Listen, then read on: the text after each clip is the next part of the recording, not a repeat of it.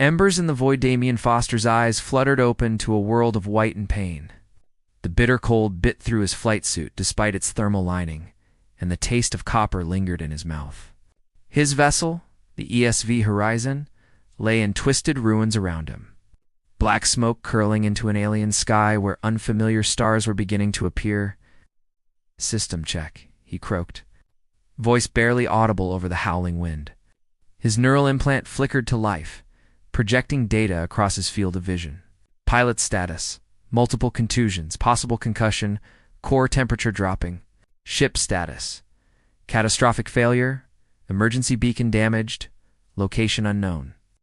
"Perfect," Damien muttered, pushing himself to his feet. The memory came back in flashes: the ambush by Morrican raiders, his desperate, evasive maneuvers. The decision to dive into the atmosphere of this uncharted planet rather than face certain death in the vacuum of space. He stumbled through the wreckage, salvaging what he could. The emergency kit was intact, though its contents were pathetically inadequate for an alien world. A basic medkit, some nutrient bars, a multi-tool, and a plasma lighter. Night was falling fast, bringing a bone-deep cold that made his teeth chatter. Damien's military training kicked in. Shelter, heat, signal in. That order? Using debris from the horizon, he constructed a makeshift windbreak. Then, gathering flammable materials, seat cushioning, insulation, some local vegetation resembling dry brush, he set to work, building a fire. The plasma lighter sputtered in his trembling hands. "Come on, you piece of the flame caught!" And soon, a small fire blazed before him, casting golden light across the frozen landscape and illuminating his face with its warm glow. He was so focused on repairing his damaged emergency beacon that he didn't notice the subtle shift in the environment. The local wildlife, which had been making faint chittering sounds since dusk, had fallen completely silent. It wasn't until he heard the soft crunch of snow that Damien's head snapped up, hand instinctively moving to the pulse pistol at his hip. 3 figures stood at the edge of his camp, illuminated by the firelight. Humanoid in form, but unmistakably alien. Their skin had a silvery luminescence that seemed to reflect the starlight, and their eyes pale, almost colorless, studied him with predatory intensity. The one in front, clearly the leader, took a step forward. She was tall and lithe, with platinum hair braided tightly over one shoulder. Her attire consisted of fitted gray bands and light fabric that left little to the imagination, while somehow conveying both deadly capability and an otherworldly allure. A bow was gripped in her slender hand, and Damien could see the arrows in the quiver strapped to her back.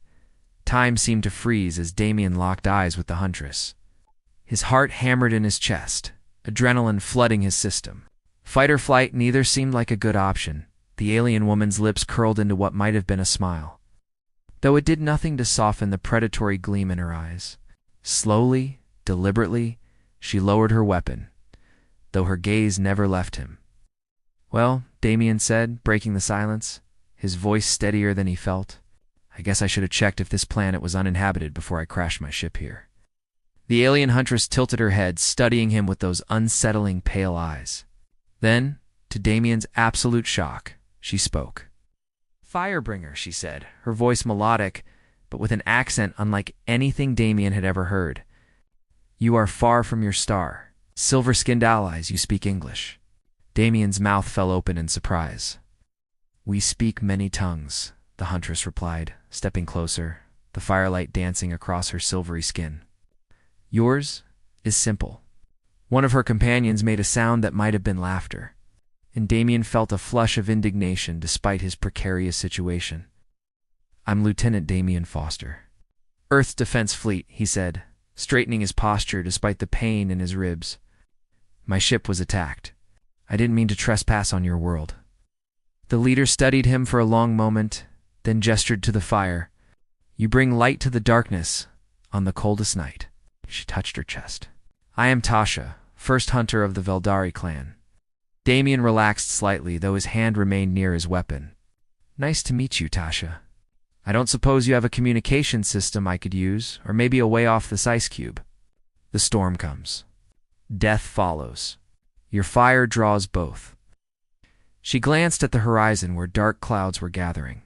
Come with us, Firebringer, or join the Frozen. Damien looked from the alien Huntresses to his meager camp to the approaching storm. It wasn't much of a choice. Lead the way, he said, gathering his salvage supplies. The journey through the frozen wilderness was arduous. Damien trudged behind Tasha, his boots crunching through snow that reached mid-calf. The two other Huntresses, introduced as Jevna and Kirith, flanked them, their silver skin almost luminous against the dark landscape. How much further? Damien asked, his breath forming clouds in the frigid air.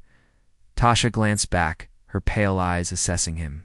Your kind tires quickly. My kind usually doesn't crash land on ice planets, Damien retorted, then immediately regretted his tone. Antagonizing his only hope for survival wasn't the smartest move. To his surprise, Tasha's lips curved into something resembling a smile.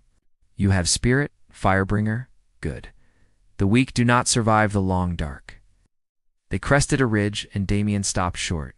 Below them, nestled in a valley protected from the howling winds, stood a settlement unlike anything he'd seen before. Structures of bone and ice rose from the snow, their surfaces adorned with intricate carvings that caught the starlight. Steam rose from vents in the ground, suggesting geothermal heat sources beneath. The hearth of Valdari, Tasha announced with unmistakable pride. Our home since the Great Exile, as they descended toward the settlement. Damien noticed movement more of the silver-skinned aliens emerging from dwellings, their attention fixed on him.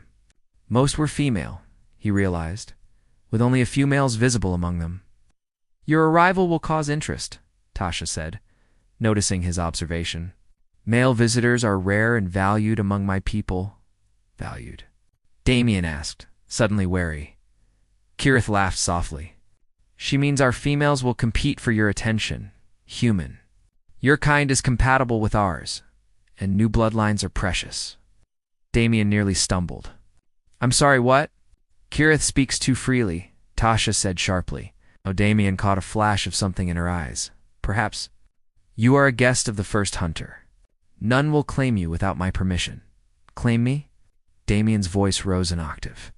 Look, I appreciate the rescue, but the storm comes, Tasha interrupted, pointing to the horizon where dark clouds boiled. We will discuss customs later. Ancient technology, the Veldar settlement was a marvel of adaptation to extreme conditions. Inside Tasha's dwelling, a large structure of bone and ice was surprisingly warm.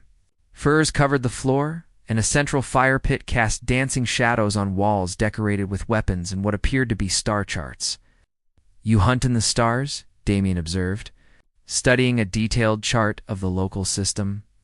We once did, Tasha replied, her voice tinged with longing. Before the Morricans drove us to this world, now we hunt only on the ground and in the skies above. Ice. These Morricans, Damien said. They're the same ones who shot me down. Tasha nodded, her pale eyes hardening. They raid our hunting grounds, stealing our resources, killing our people. They've grown bolder in recent cycles. Well, your enemies are my enemies, Damien said, checking his pulse pistol's charge. Maybe we can help each other. The next morning, after a surprisingly restful sleep in Tasha's dwelling, though on separate sleeping platforms, despite the suggestive glances from other Veldari, Damien joined a hunting party led by War Chef Noros, a tall male Veldari with extensive battle scars across his silver skin. Tasha says you fight the Sky Raiders, Noros said as they trudged across the frozen tundra. Show us how humans hunt. First, I need to find my fighter's wreckage, Damien replied. There might be salvageable weapon systems. They located the horizon's remains easily enough, following the black scorch marks in the pristine snow. As Damien salvaged what he could, Kirith called out from beyond a nearby ridge. Firebringer. Tasha, you must see this. They hurried over to find Kirith standing before a massive ice formation, or what appeared to be ice at first glance. Upon closer inspection, Damien realized it was a ship, a human vessel, far larger than his fighter, entombed in the glacier. That's an Earth science vessel, he breathed, recognizing the faded insignia. It must have crashed here decades ago. The great ancestor ship, Noros nodded. Our stories speak of it. The star-crosser that brought the first human to our world. We must see inside, Tasha decided. The old tales say it contains powerful weapons. Using thermal tools from Damien's survival kit, they cut their way through the ice into the vessel's hull. The interior was surprisingly intact, preserved by the ice. Damien navigated the corridors with growing excitement, finally reaching the bridge. "This is incredible," he said, brushing frost from a console. "The emergency systems are still functional. If I can get power restored?" Asha watched him work, her expression curious. "Your hands move like a master craftsperson." "Basic engineering," Damien replied, though he felt a flush of pleasure at her praise. "Every Earth defense pilot has to know how to." The console hummed to life, bathing them in blue light. A tactical display appeared, showing multiple red dots approaching the planet. "Moricons," Tasha hissed, recognizing the enemy ship configurations. "A lot of them," Damien agreed grimly. "This isn't a raiding party, it's an invasion fleet." As they stared at the display, Tasha's hand found his, her fingers intertwining with his own. The contact sent a jolt of warmth through Damien's body that had nothing to do with the cold. "We will fight," she said, her pale eyes meeting his. Together, Damien agreed, squeezing her hand. Something was forming between the bond forged in danger and mutual respect, and perhaps something more. Battle beneath Twin Moons, the ancient ship, yielded more than just information. In its armory, they discovered energy weapons still in working condition, preserved by the deep freeze. Damien spent the night reconfiguring them into ground-to-wear defenses, working alongside Veldari technicians who learned with astonishing speed. "Your people are quick studies," he told Tasha as they tested the modified weapons. "Survival demands adaptation," she replied. "Adjusting the targeting system with nimble fingers. When we lost the stars, we learned new ways to hunt." By dawn, the settlement was transformed into a fortress. Energy weapons positioned at strategic points, Veldari archers with arrows tipped with conductive materials salvaged from Damien's fighter, and emergency beacons repurposed as bait to draw the Moricans into prepared killing zones. "They come," Noros announced as dark shapes appeared in the morning sky. Morican dropships, their angular hulls gleaming ominously in the sunlight. "Remember the plan?" Damien called to the assembled warriors. "Let them land, then target their engines. Without their ships, they're stranded like me." Tasha stood beside him, her bow ready, silver skin almost glowing with battle readiness. "Hunt well, Firebringer," she said, her voice low. Then, surprising him, she leaned in and pressed her lips to his, a quick, fierce kiss that left him momentarily speechless. "For luck," she added with that predatory smile he'd grown so fond of. The battle erupted with blinding intensity. Morican troops, reptilian creatures in mechanized armor, poured from their landing craft, only to be met with coordinated Veldari. Arrow volleys and precisely aimed energy blasts from the repurposed weapons, Damien found himself fighting alongside Tasha, his pulse pistol complementing her bow as they moved in perfect synchronization. She was magnificent, in battle graceful, deadly, and fearless. When a Morican soldier got too close, she switched to a bone knife, dispatching the enemy with terrifying efficiency. "Behind you," Damien shouted, diving to push Tasha clear of an energy blast. They rolled through the snow, coming up in a defensive position behind an ice formation. "You protect me," she observed, her pale eyes searching his face. "And you protect me," he replied, nodding toward the Morican she'd shot moments before it could flank him. A larger dropship descended toward the settlement's center. "The commander's vessel," Noros called out. "They seek to overwhelm our defenses." "Not today," Damien growled. He activated the final weapon he'd prepared, a modified ship's core from the ancient Earth vessel, rigged to overload. "Tasha, get your people clear." As the Veldari retreated to prepared positions, Damien set the trap. The Moroccan commander, a massive reptilian with cybernetic enhancements, emerged from the dropship just as Damien ducked behind cover beside Tasha. "Now," he called. The core detonated, releasing a controlled EMP pulse that disabled the Moroccan technology. Weapons failed, armor systems crashed, and the dropships fell silent. In the sudden stillness, the Veldari charged, led by Tasha and Noros, their traditional weapons more than adequate against the no-vulnerable invaders. The battle ended quickly after that. The surviving Morricans retreated to their disabled ships pursued by triumphant Veldari hunters. Beneath the twin moons now rising over the battlefield, Damien and Tasha stood victorious, but exhausted. Stars aligned as night fell. The settlement transformed from battlefield to celebration. The Veldari marked their victory with a feast around massive bonfires that turned the snow-covered Central Plaza into a sea of dancing flames. Damien sat beside Tasha, both still bearing the marks of battle cut on his forehead. Bruises on her silver skin, but alive and triumphant. "Your Earth fleet," Tasha said, watching as Damien adjusted the ancient ship's communication array. "Will they come?" "They'll come," he confirmed, as the system finally connected. "Lieutenant Foster, to Earth Defense Fleet." "Do you copy?" After a moment of static, a voice replied, "Lieutenant, this is Captain Singh of the EDS Intrepid. We've locked onto your signal and are en route to your position. ETA 48 hours. "Copy that, Captain," Damien replied. "Be advised, I've made contact with an indigenous species called the Veldari. They're allies. The hostiles are Morrican raiders."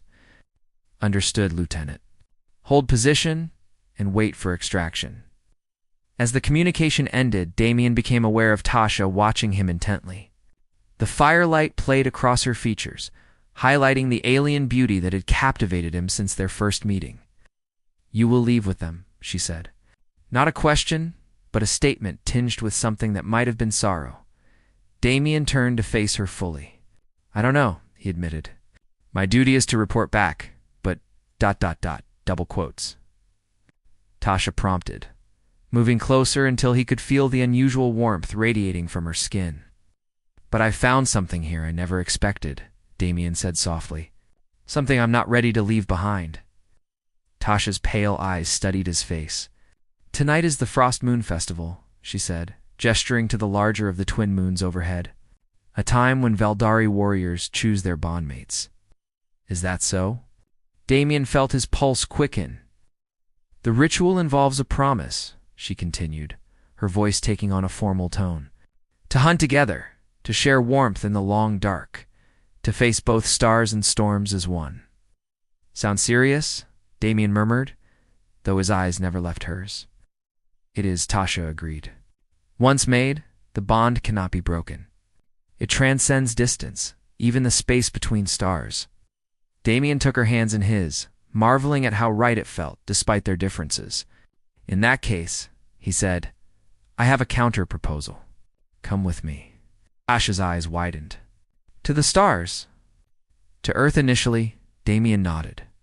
"As an ambassador for your people, we can establish formal relations, get help against the Morricans, and then," he hesitated, then continued, "and then, if you want, we can return here. Together." "Together," Tasha repeated, the word carrying the weight of promise. "As bondmates?" In answer, Damien leaned forward and kissed her a proper kiss this time, not the rushed battle kiss from earlier. Her lips were warmer than he expected, soft, despite their alien nature, perfectly matched to his. When they finally parted, Tasha's silver skin seemed to glow with an inner light. "The ritual requires one more thing," she said, her voice husky. "What's that?" Damien asked, still dazed from the kiss, with a predatory smile that sent pleasant shivers down his spine. Tasha stood and took his hand, leading him toward her dwelling. "Come, Firebringer," she said. "Let me show you how Veldari seal their bonds beneath the frost moon." As they disappeared into the night, the fires of celebration burned unmuch, like the small fire that had first brought them together, a beacon in the darkness that had changed both their worlds forever.